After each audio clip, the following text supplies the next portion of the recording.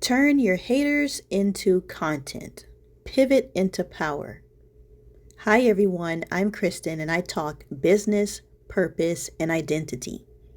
In the description box below, you'll find how to acquire custom, data-backed, spiritually guided reports that decode both who you are and how you're meant to live in your true identity.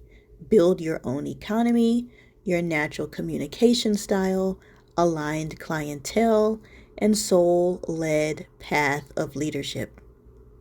These personalized reports don't ask you to become someone new. They awaken the remembrance of who you've always been, so you can live, lead, and create from embodied purpose rather than conditioning. So right off the bat, I don't particularly like creating content around other people or making a named individual the constant subject or main character of my channel. For example, people will frequently talk about their narcissistic family members or talk about politicians all day, which is fine for them in their channels. But this channel is specifically meant to uplift and empower women, and the examples used are for reflection and activation, not to be dragged on for eternity. Because how can we be empowered and make big shifts and changes when someone else is always the main character of the stories? What about us? So this is about winning and moving forward with clean energy in your life mission. So in September, I was laid off from my full-time job of 10 years.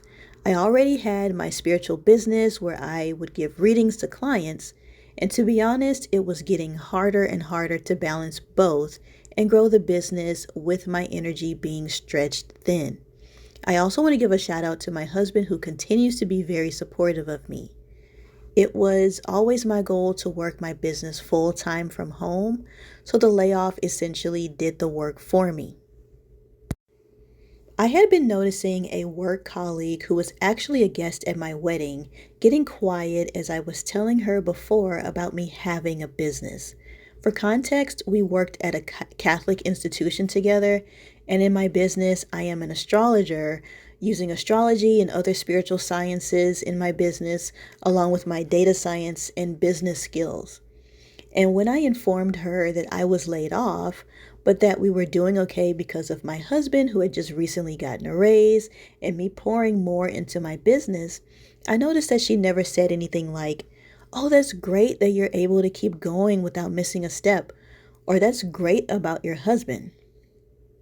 I just felt the energy that she was expecting me to suffer in some way or think that the layoff was the most horrible thing for me to experience. There were other examples like her watching a public interview, a recorded interview that I gave, and never congratulating me on it. So there was a history, and although no one is obligated to respond in the way that I would like for them to, in the exact words that I would use, it's important to pay attention to how those around you respond to your ups and downs. And I want to say that yes, layoffs can be devastating, and they are for many people. Growing up, my dad was laid off and furloughed a few times, and it disrupted us financially in ways we as a family never recuperated from. We lost homes, vehicles, clothing, pictures, personal belongings, everything, and multiple times over. Not to mention the psychological and emotional damage that layoffs causes families. It's one of my main life goals to position myself to never be in that situation again and to stay ahead of the economy. It's one of the reasons why I decided to get an MBA. It was costly to not understand business. Because one thing that is becoming more and more obvious, no matter how bad the economy gets, there are always winners. I already knew what it felt like to be a loser, so it was time for me to deprogram from that, because what benefit does that get me? And program into what the winners do. And the winners know how to create their own economies by understanding their identities, which is exactly what my offers are designed to act as a guide for. So, I even mentioned it to my husband that although nothing was directly said, I felt weird energy from my colleague. When I told that colleague I was laid off, I wasn't expecting sympathy or crying or anything, but at least some sort of emotional support where looking to the positive would have been a good enough statement to make. That's how we always spoke to one another for years.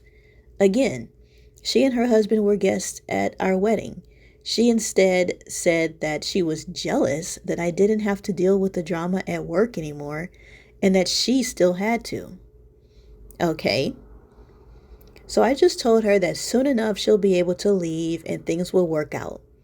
So even when I'm slighted, I'm still supportive of you because I do not wish anyone harm or ill will. I want everyone to succeed and live in their joy. So fast forward to after Thanksgiving. She texted me asking how was my Thanksgiving and asked for my email address. I texted it back to her, and later that afternoon, I saw that she attached a multi-page Word document that my business is evil and that it's bad to profit from it.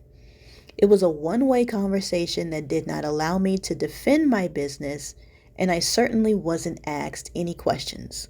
It was a finger wagging, and that was the confirmation I needed to not only remove this person from my life, but that I had reached a certain point in my business where I was shaking things up energetically for the good.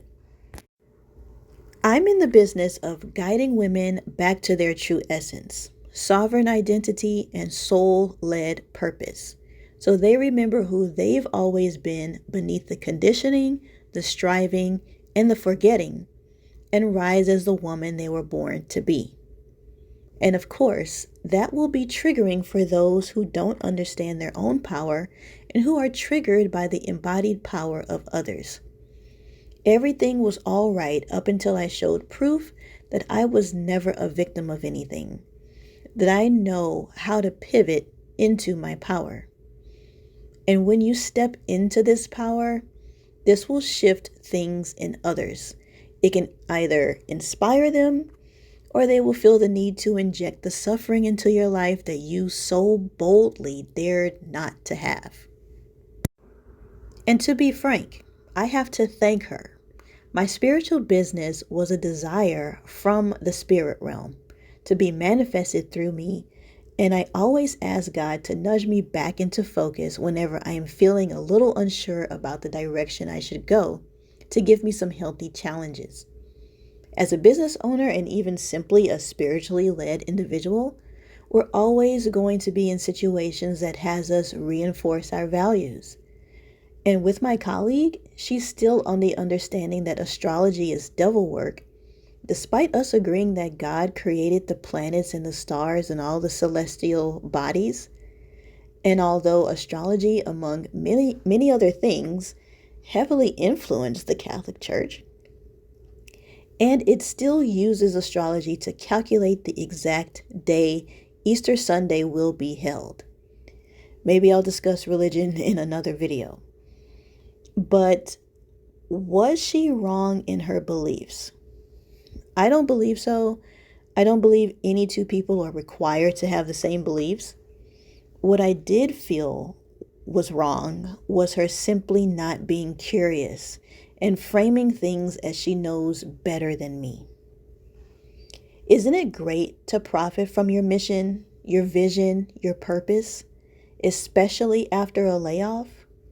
I'm so proud of the 2023 version of myself who founded the business and met my future husband, because the 2025 version of me leaned on the outcome of those decisions I made 2 years prior.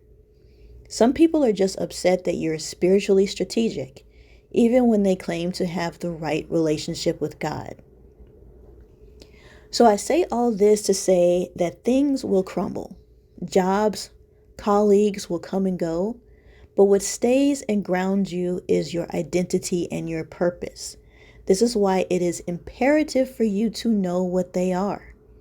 They will never go obsolete. Your identity and purpose combined is the system that carries and sustains you. This is strength beyond measure, spiritual strength, strategy, and energetics. I will admit, I want this for everyone, for every woman, to be in her full, unapologetic power, where there is no competition, only collaboration and co-creation with God. So I thank my colleague for piloting the situation that allowed me to stand stronger in my purpose, be inspired to have created this audio message, and to reach and support others in their journey. In the Wild Identity Blueprint, you receive a deeply personalized decoding of who you are and why you're here, blending spiritual science with data science to reveal your true identity. This experience clarifies how your design shows up across family, career, leadership, health, and communication, so you can lead, live, and create from embodied purpose rather than conditioning. It's not about becoming someone new, but remembering and activating who you've always been.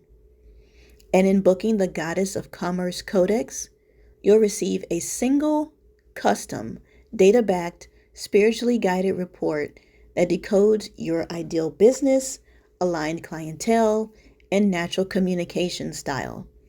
Again, blending those spiritual sciences with data science and applying it to your real-world education and experience, this codex reveals how you're meant to build your own economy on your terms, led by soul rather than system.